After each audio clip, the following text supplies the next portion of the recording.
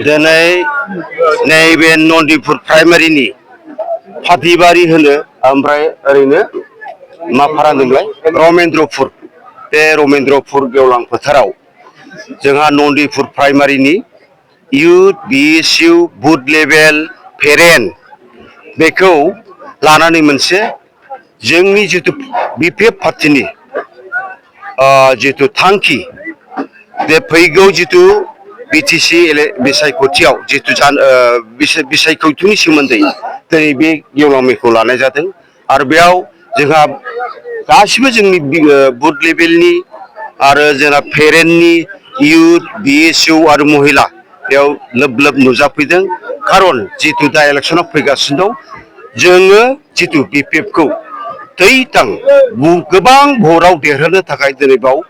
बयबो खामानि मावनो नुजाफैदों आरो बेनो खामानिया सेप्तेम्बराव जानो थांगासिनो दं बिटिसि बिसायख'थिया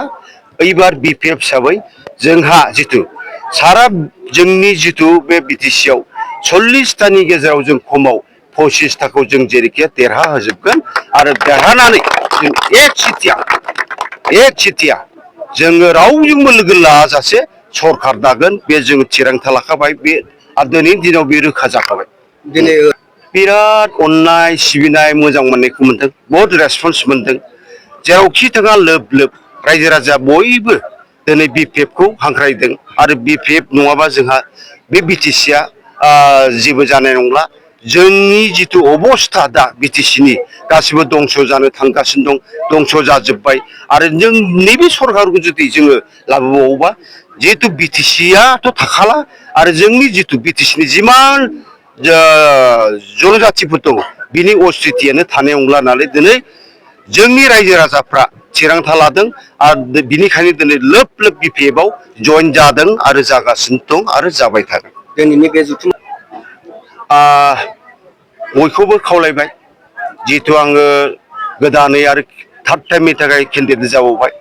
फैगौ जिथु जानो गोनां जिथु बिटिसिनि बिसायख'थि बेयाव जाहाथे बयबो मोजां रोखोम खामानि मावनानै जितु जोंनि बिपिएफनि बा आंखौहाय जाहाथे रायजो राजाफ्रा गोबां भटआव देरहाहरनो हायो आरो देरहानानै जितु आङो रायजो राजानि जितु बे समस्या जितु सराइबिलनि समस्तिनि बे समस्याखौ जाहाथे मोजाङै मावफुंनो हायो आं बेखौनो मेसेज हरदों।